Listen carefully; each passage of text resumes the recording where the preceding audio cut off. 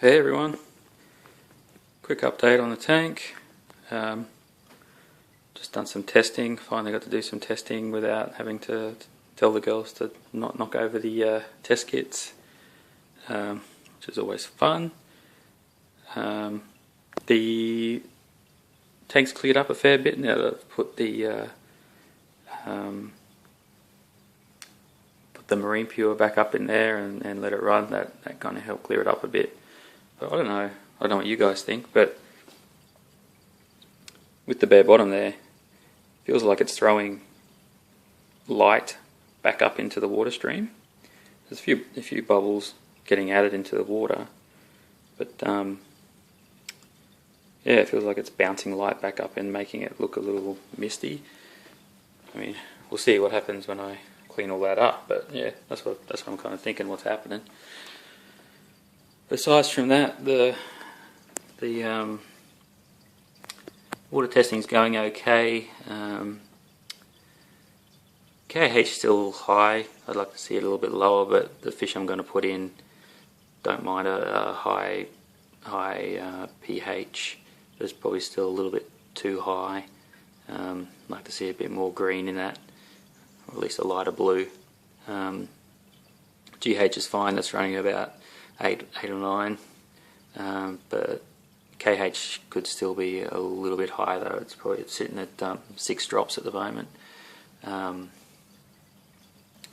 So I'll dump another teaspoon of the buffer in there and hope for the best. I found this is a 30 litre tank, the Aquarium 380. I kind of found once I got it going, and I was doing my water changes. I only did a water change.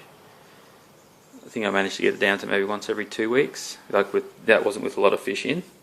So once every 2 weeks, I do a water change. I just take out of that 30 litre tank. I just take one bucket. That's that bucket. So I take 8 litres out, which is kind of about a quarter, like about that much off the top.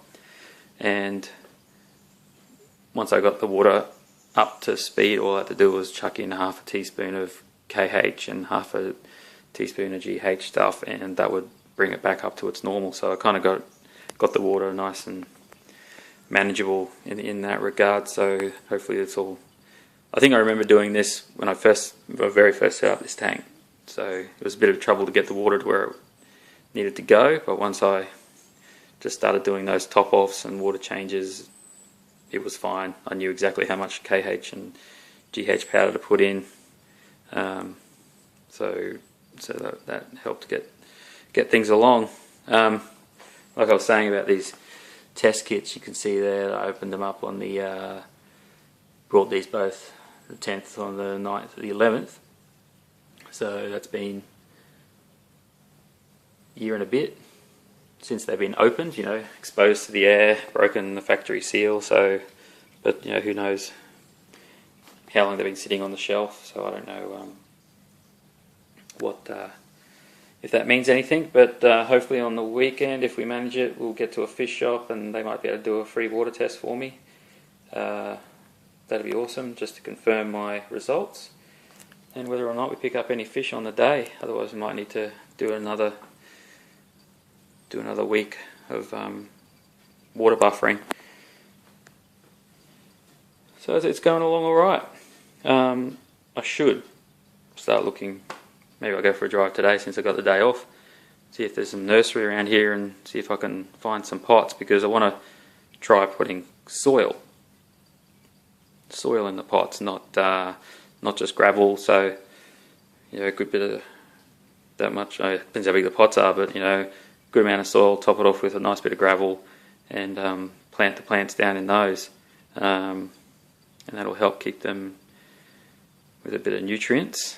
And it might be better to do that, get the plants going before we add the fish as well, because sometimes the soil will leach a bit if you don't get the right one. So you want something without fertilizer. You want something without fertilizer so you don't get a big nitrogen spike. So I'll hopefully try and get just a nice organic soil to put in there. So I should try and do that actually. Maybe just pick up some plants on the weekend and leave the fish for another week. So we'll get the pots sorted in there and the Java fern tied on to the driftwood. I should stick the driftwood in there as well. Help flesh it out a little bit. But also,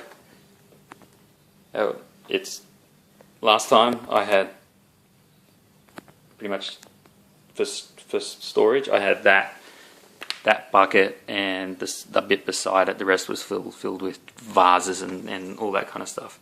But somehow, after the move, I've ended up with 2 cupboard spaces, and that's awesome because now I've got all the power in here.